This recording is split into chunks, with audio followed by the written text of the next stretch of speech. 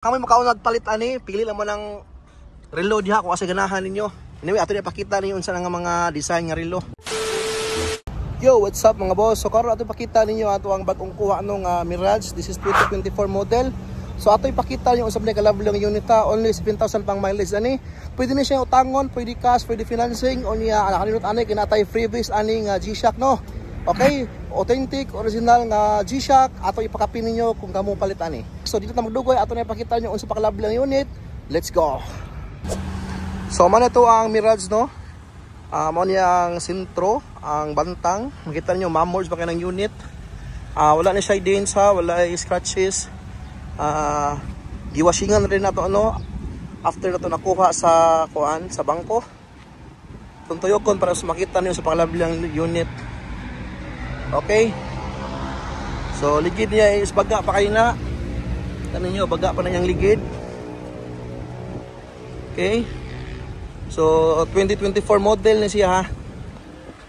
Mamors pa kayo, sugat, tinaw pa kayo. Okay.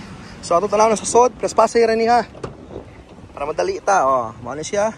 Ang sod limpyo kayo. Nya kita mo na LBC ato ning stock diri sa G-Shock no ang ato ipanghatag. So mao na siya. Makita nato ninyo. So kung kami makaon nagpalit ani, pili lang mo ng relo diha kung asa ganahan ninyo.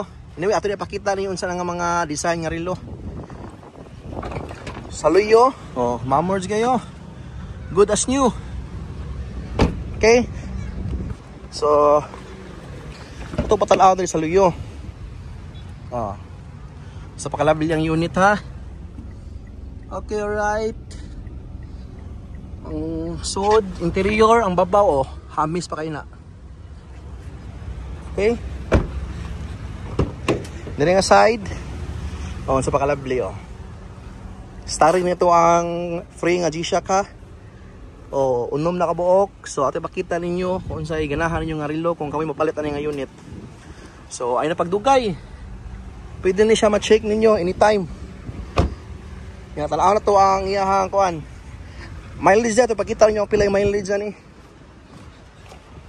So mileage ani is 7,800.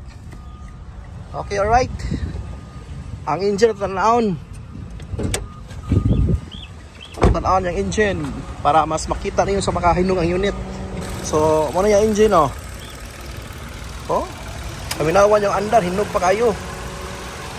Mamords kayo ang engine na to. So mo na siya. Okay.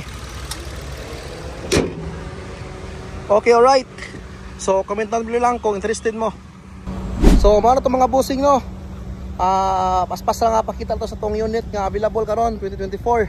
Kung interested ka na ha, comment down below lang. I-comment lang ko, balik ko na ko, pwede ta financing, pwede cash. Mo cater sa ta o outside Cebu, may problema mo deliver sa ta, mo shipping sa ta. Okay? So dito mo dugay mo lang to. So comment down below ha kung interested mo.